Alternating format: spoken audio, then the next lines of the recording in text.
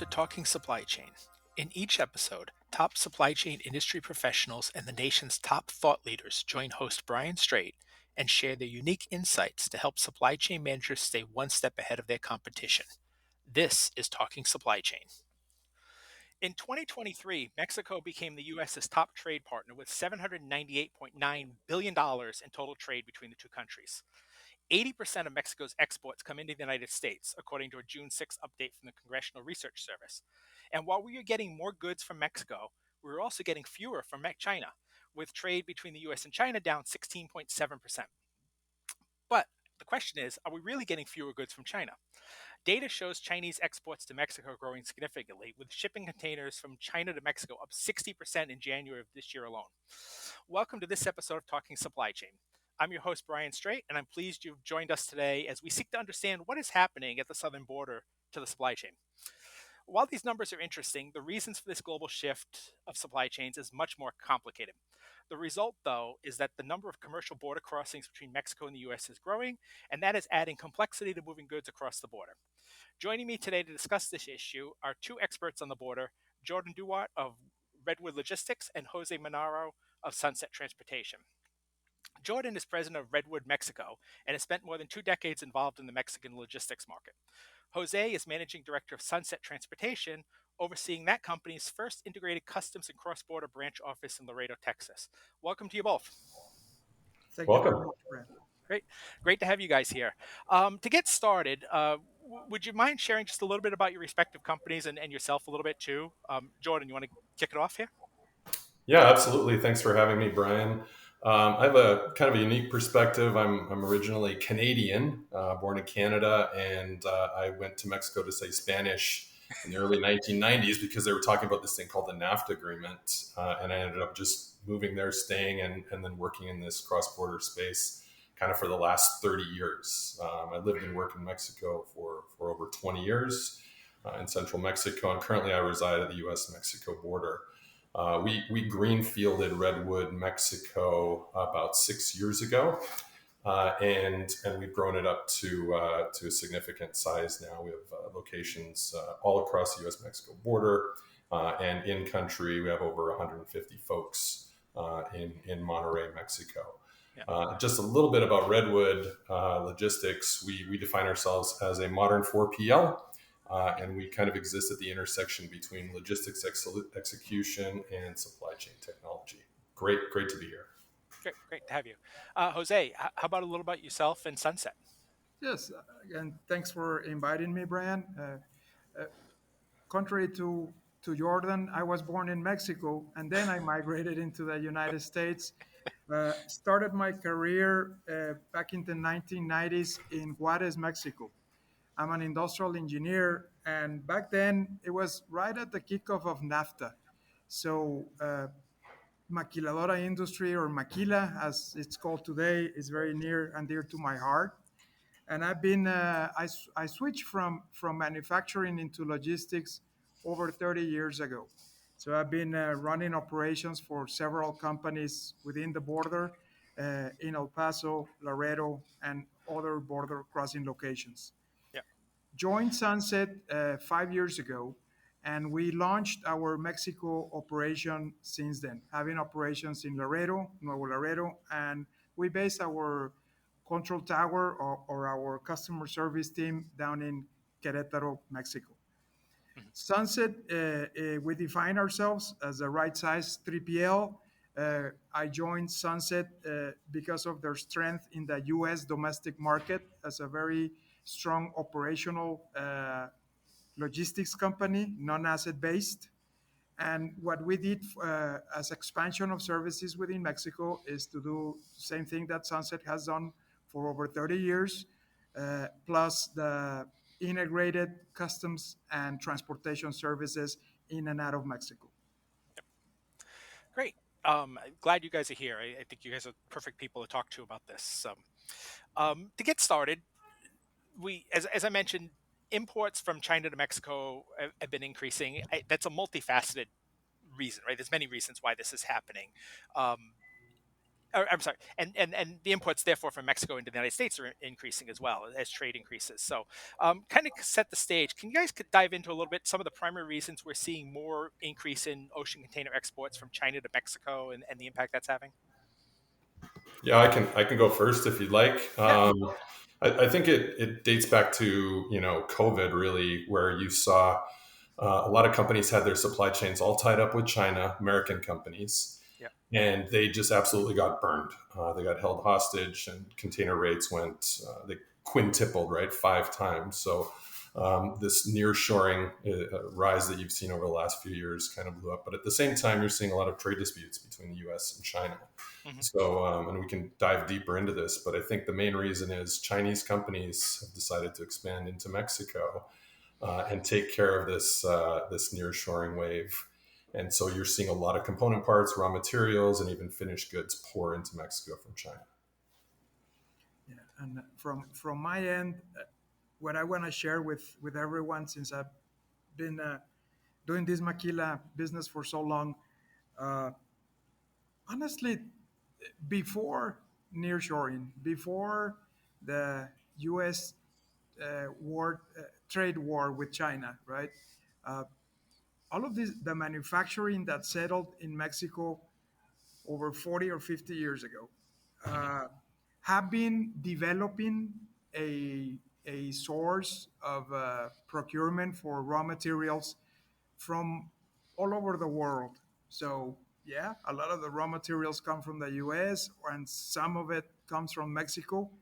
But before this, just talking to the gentleman that runs the procurement department within Index for all of Mexico, he claims that a lot of raw materials still came from Europe or all of Asia. Okay. Uh, Now add to that equation the fact that there's a lot of Chinese companies settling in Mexico to do manufacturing, and the simple fact that they might bring the machines and the people to operate, but the raw materials are not available domestically. So Hmm. that's a that I think is in direct connection with the increase in ocean containers that we're seeing. And in top of that, I was reading something yesterday within our community. Mexico, as a consumer, has adopted the Chinese automobiles, cars. So we're buying more and more Chinese-made automobiles. There's now 6 or 7 different brands that did not existed before COVID in Mexico. And guess how those are being shipped? Those are all coming in via Yep. ocean, right, from China into Mexico. Yep. So, but to me, I guess, I mean, I guess, I mean, I don't live on the border. I don't deal with this every day like you guys do.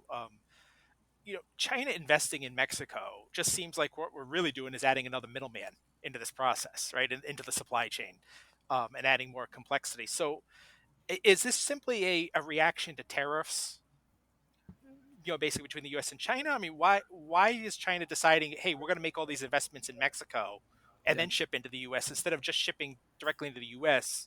Even with the tariffs, many of which I think in many cases just get passed along right through the supply chain. But Let me start, if you don't mind, Jordan. I think But uh, it is primarily linked to the tariff, Brent. okay. We do help a lot of these new manufacturers settle in Mexico, and they come full of challenges, right? Finding a location with the skilled labor, etc.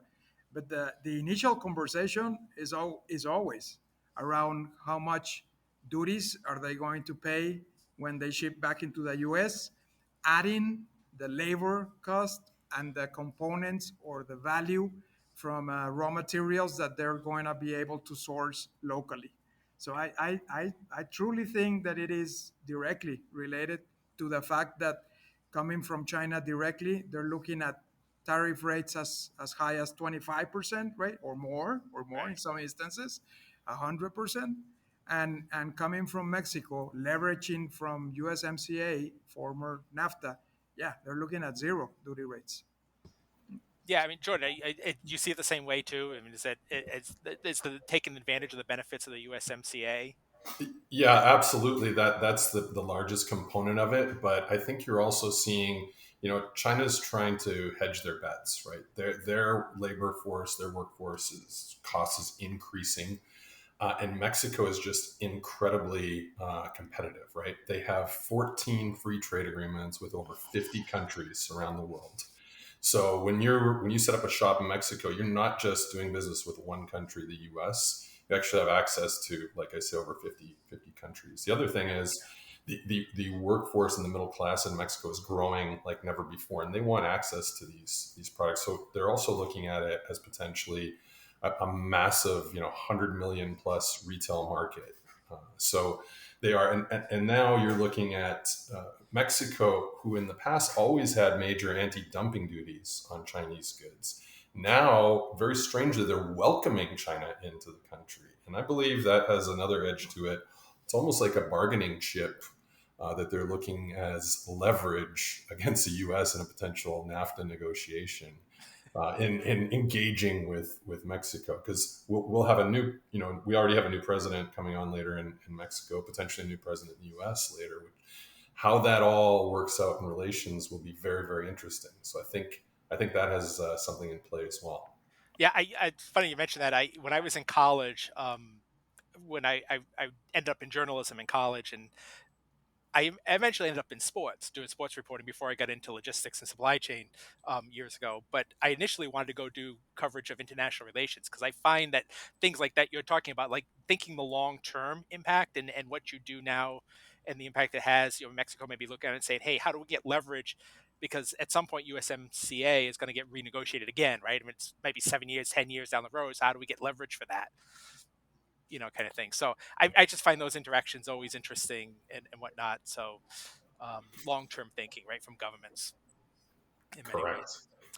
Um, Obviously, I mean, the end result of this, whatever the reason is that this is happening, right? The result is that you have a lot more goods crossing the border between the U.S. and Mexico, and that is having an impact on the border cities on both sides of the border.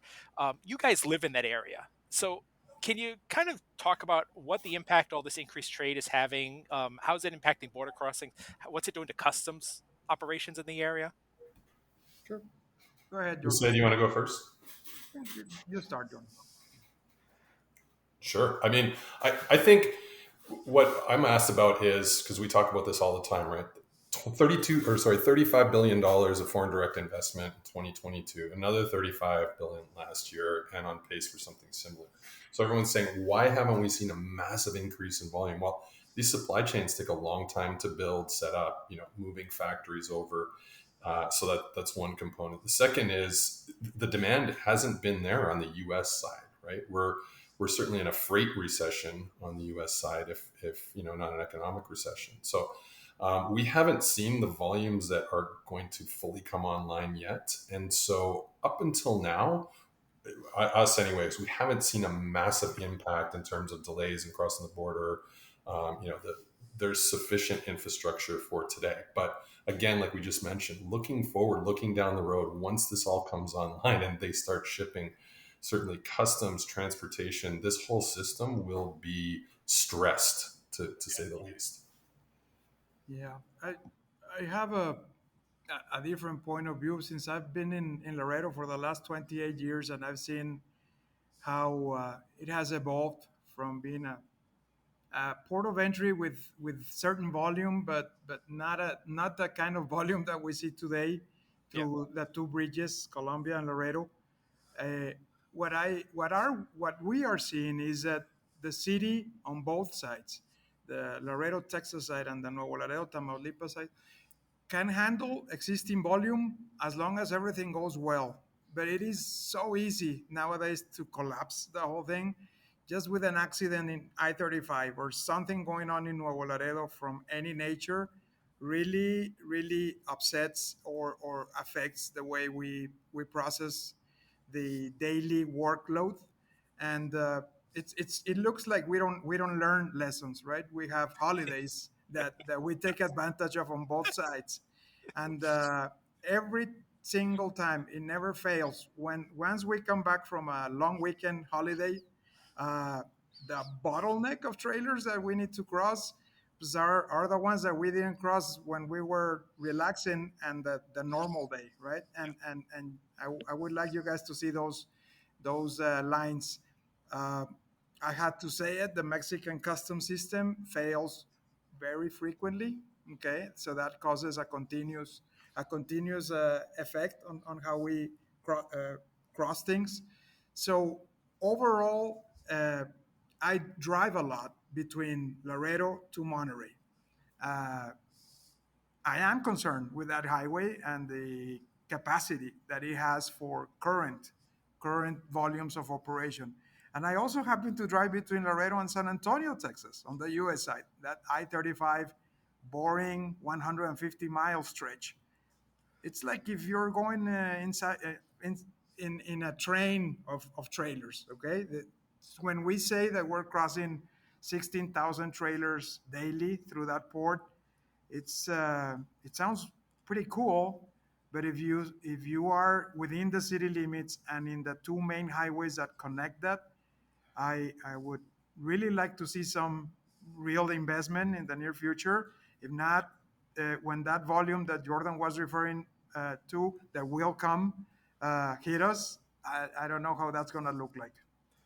Yeah, I mean that's interesting. It takes so long to build roads and infrastructure Yep. in this country, and we're doing it. I live in Connecticut, and they're redoing an area near me that it's just a bottleneck all the time, and they're redoing it, and they've moved on to phase two of the project, which should be completed in 2030. They said, like it's like that's 6 years from now, right?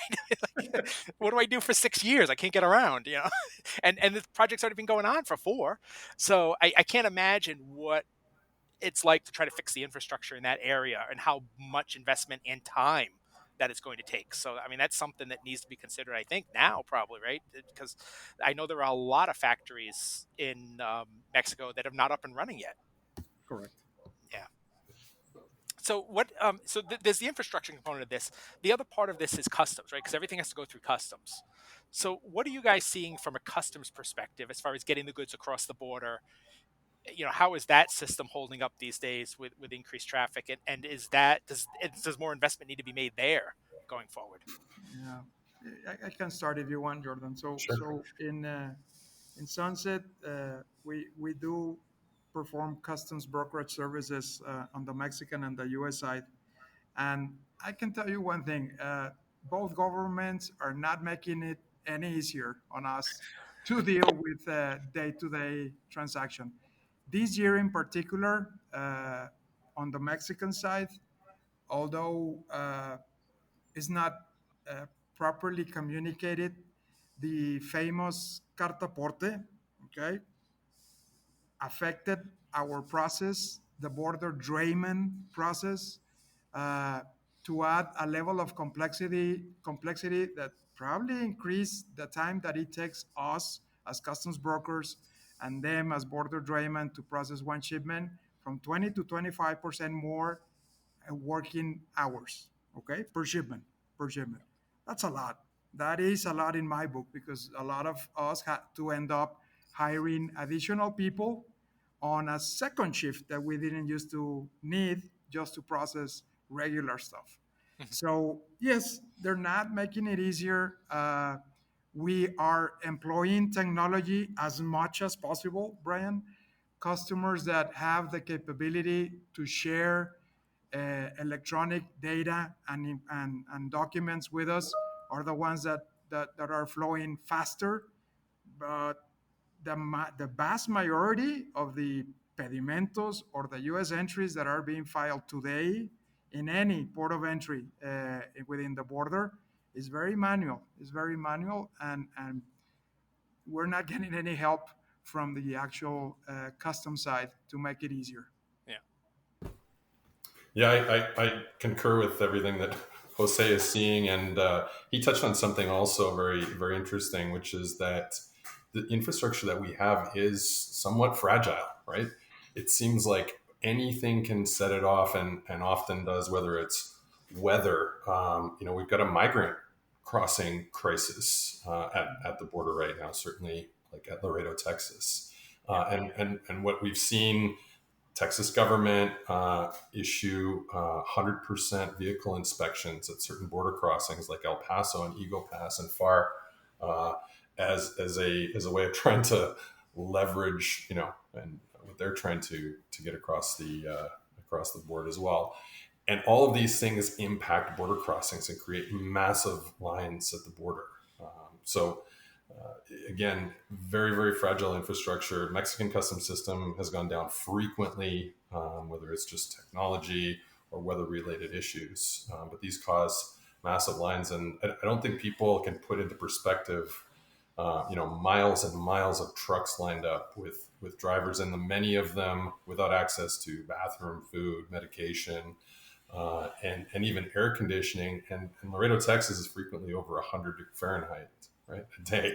So this we definitely like to see a little bit more cooperation, Yeah. and certainly on the Mexican side, the Mexican government side, by rolling out this Carta Porte, I don't think that we can see any tangible benefits from it, but it's certainly putting a big lag on the supply chain. So a Yeah. lot of improvement can be done from the government side of things. Yeah, a lot of stuff, and probably things that we should have been working on 10 years ago, right? But we didn't have this issue back then, as big of an issue back then. Um, I want to shift to warehouses, because obviously the warehouses in the area are an important part of this cross-border trade that takes place, and there's been a lot of activity, especially in the Laredo area, in recent years. Are you guys seeing any slowdown in new construction of warehouses in the area, or repurposing of facilities in the area to warehouses, or is that still going strong these days? Yeah, That's absolutely going strong, Brian. That's you can see the dust clouds from the construction from 40, 50 miles away. It is just massive, and it's going. Laredo had been contained to basically a 12-mile corridor, but that's just continued to expand. Massive investment in truck yards, Yeah. warehouses, and these are multi-year projects. And I think just Jose, you can even talk more in more detail about it, but one of the big reasons is Laredo, Texas works very different than any other border crossing point. For the simple reason you've got the largest highway that accesses the entire U.S., Highway 35, and the largest highway that connects every single major metropolis in Mexico, Highway 57, intersect and connect at Laredo, Texas. The other is just about every other border crossing point, for the most part, Mexican factories are located just on the other side of the border. They're these maquiladora operations. Via Laredo, you've got a long haul move all the way into Monterrey, San Luis, and as far south as Mexico City, Puebla, up to 1,000 miles south of the border. And so Yeah. this long haul component on both sides and the way that trucks physically cross the border, um, basically create this need for forward stocking locations for northbound, but more so what you're seeing are warehouses for the inspection and remediation classification of goods being imported into Mexico. So there is a massive need.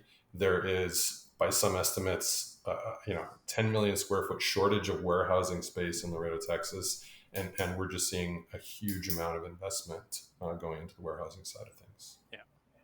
I couldn't agree more. And I think the explanation behind that tremendous growth, Brian, comes from money from outside Laredo. So going backwards, most of the warehousing that was built before this new trend, let's say after COVID, uh, most of those warehouses that were being built on a yearly basis, there's a statistic somewhere that says that Laredo was gaining like 1 million square feet per year.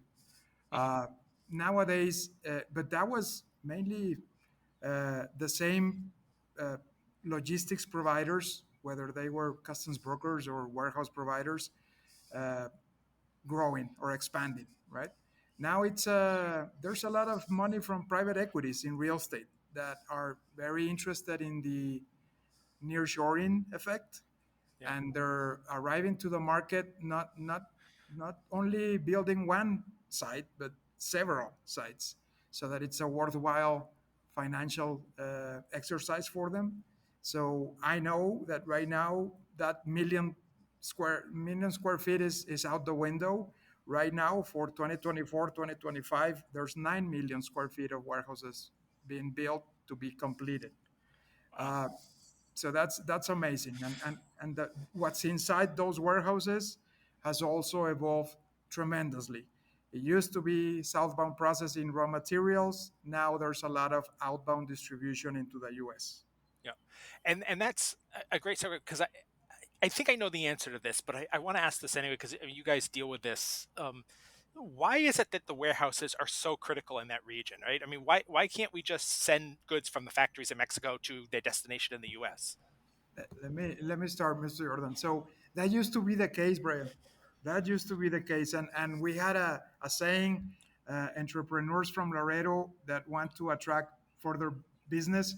We uh, we challenged ourselves by converting Laredo into a stop that added value for goods Yeah, and stop being a pass through. Okay, so and I think our wish became reality, and it wasn't because we wanted it. It was because the customers themselves that for years were shipping goods into northern distribution centers in the United States pretty soon realized that it did not make sense to take goods up to Chicago and then ship them back into Texas if they were being assembled in Mexico.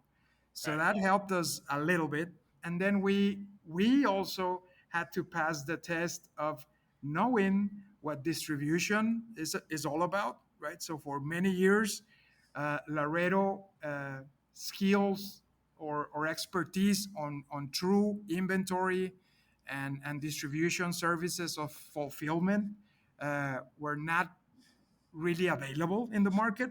When now there's a totally different view at that because a lot of our warehouses are doing that. Yeah, Yeah. totally agree with Jose, and I don't want to get too technical on you, Brian, but goods coming into the U.S. northbound or any from any country, right? The process is a commercial invoice, packing slip, and certificate of origin are created to file a U.S. consumption entry. And those are filed electronically. Goods come in and they're either inspected or not, and continue on. The process northbound is fairly smooth, but southbound into Mexico is a totally different animal. And the rules and regulations of importing goods into Mexico are much more difficult. I'm not sure the figures on U.S. customs brokers, but there's thousands and thousands of U.S. customs brokers. But in Mexico, there's only about 800 Mexican customs brokers. They're individual license holders, and only about 400 of those, or a little bit less than half, clear goods at Laredo, Texas. So there's a much smaller group of available customs brokers to clear goods into Mexico southbound, and they require that goods are inspected and, as I mentioned earlier, remediated, labeled, and made basic ample to be imported into Mexico. So that process is still in place. It is a bit of a bottleneck, and there's certainly room for improvement. But that's and as you continue to see all of the southbound flow of both raw materials and also finished goods for consumption in Mexico, the need for warehouses will just continue to grow. Yeah, so they become a critical piece of this puzzle here and making this work. Yeah, absolutely. I want to shift to go south of the border here, and please excuse my Spanish here because I pretty much failed it in school, so I'm not very good at it. But I wanted to ask about the Mexican maculadoras. Yes. So Pretty can you good. explain what those are and why they're becoming such an important part of the supply chain? Yeah, sure. I mean, I could take a stab at that, and I think, the maquiladora was one of the original, 807 cargo, or just a factory immediately across the border. As Mexico production grew over the years, basically they moved further and further inland, and that's what that word means to me. And maquiladora is essentially, it's a factory where you import component goods, raw materials, make something for immediate export back to the United States. So off the start, those were all located immediately across the border in Tijuana and Juarez, and Brownsville and McAllen and Jersey, like immediately right across the border. But over time, those factories expanded deeper into Mexico. Monterrey was the first, then Mexico City, Puebla, Guadalajara, and all throughout the entire country. But we are seeing, as transportation costs continue to rise, work for labor costs continues to rise in Mexico. There is a desire for maquiladoras to increase and people to not ship their goods so far into the country, and we're absolutely seeing a rise of factories being built just immediately on the Mexican side of the border. Jose, I don't know if you're seeing similar in Yeah, your no, place. as I mentioned at the beginning of my conversation, maquiladora or maquila is pretty near and to my heart. I think it's given Mexico a tremendous opportunity of not only creating jobs, but also creating skilled and professionist like engineering, accounting, etc., opportunities that have been in place for over 30 years. So I'm always saying that uh, this nearshoring effect that we're all hearing about, I keep saying Mexico has been preparing for that for more than 30 years ago. Okay, it's not that like woke up, somebody told us that nearshoring is coming, and we're improvising over here. Maquiladora has been expanding on the type of products that are needed, from very simple ones to sophisticated aerospace, chemical, high-tech electronic type of products that nowadays have skilled labor all over Mexico. And Jordan is right. It started in the border. It started in Juarez. The first maquiladora was sorting coupons like the ones that you and I give in the supermarket. Okay? AC Nielsen. And Huh. from there, they lost the fear and they evolved to building TVs. If you remember RCA, that was the second and largest maquiladora operation in the Juarez area. And from there, it went to automotive, electronic appliances, you name it, metal stamping. Uh, Very important for Mexico, extremely important for the economy of Mexico. I hope the Mexican government uh, uh, understands that and supports it for the opportunity that is coming. And it is very important for the US to have their number one trade partner being capable of manufacturing all of these products so nearby, right? Yeah. Great. We got a few minutes left. I want to get in one final question for each of you. It's kind of broad, so I'll let you guys kind of narrow it as you see fit. But so many companies are being impacted by the shift in the supply chain and the trade and the trend of more stuff coming from Mexico into the U.S. and vice versa. So as a final question, in your mind, what is the biggest thing that companies need to know about cross-border trade this year for them? Jose, you want to go for it? Sure. I think this year presents a lot of opportunity as a customer because the growth itself is pushing us as service providers to go and build solutions that encompass or comprehend uh, end-to-end services, meaning the whole cross-border process has evolved from silos or segmented service providers that used to create a little bit of complexity from a customer standpoint to have to deal with a U.S. customs broker and a Mexican customs broker and a warehouse guy and a transportation guy on the Mexican side, etc., and the same in the U.S.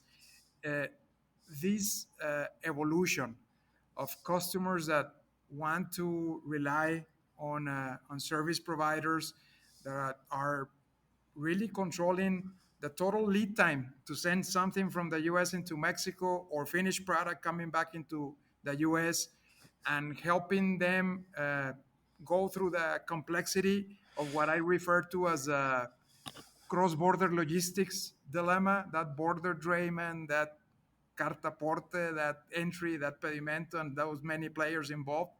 Uh, now there's options out there that will make their processes stronger, more reliable, and with a little bit of planning ahead, it will reduce a lot of the wows or the surprises when they start shipping into Mexico. Yeah. I think we talk to shippers all the time. Some of them have been in this market for a while. Some are new. What we always recommend to them is the conversations that we have are, what got us to this point is not going to get us where we need to be. I think we've touched on this just in this discussion today, right? There isn't sufficient infrastructure today to meet the needs of the future potentially. If we're hoping the government is going to come and bail us out, that's probably not going to happen. So we need to do more with less. There's a term that got worn out in the U.S., the shipper of choice, but Yeah. that's something that absolutely has to be employed down in Mexico. I think we're going to have to do more with the resources that we have. We're going to have to turn trailers more quickly, or turn intermodal equipment more quickly, shorten lead times at the border, shorten the time it takes to prepare documents and ship them across, because there just won't be enough equipment for everyone to use. The other thing is, in that same vein, flexibility. If shippers have used one single trucking company for a long time, the chances of them making it through this recession all intact and be able to support them in the future are slim. And we absolutely think, we always say you need more than one bullet in your gun, right? You have to have a much more flexible supply chain. Consider other options, other modes, other packing, other border crossing points, and just have contingency plans in place, because there's just going to be so many folks fighting for the same resources in the future. Yep. And those answers, the things you talk about, the infrastructure, the solutions, technology, the diversification, that's a whole nother podcast. Right. Absolutely, yes. Yeah, and to Yes. get into that stuff. I want to thank you both for joining me today and discussing this. For our listeners, if they have additional questions, guidance, maybe want to get in touch with you guys to move their own freight, what's the best way to get in touch with you guys, your companies? Go ahead, Jordan. Yeah, for me, it'd be on LinkedIn, and I can provide you that information. Dewart at redwoodmex.com, or check me out on LinkedIn, and we're always happy to talk supply chain and Mexico specifically. Same thing from my end, Minarro at sunsettrans.com. You can also find me or reach out to me in LinkedIn. Great. Thank you, guys. Thank you both. I want to thank both of my guests today, Jordan Dewart and Jose Minarro, and all of you listening out there today that took time to listen to this conversation and interact with us. I greatly appreciate it. A new episode of Talking Supply Chain comes out each Thursday. You can find it on scmr.com or wherever you get your podcasts, so be sure to subscribe so you never miss an episode. Until next time, this is Brian Straight, and you've been listening to Talking Supply Chain.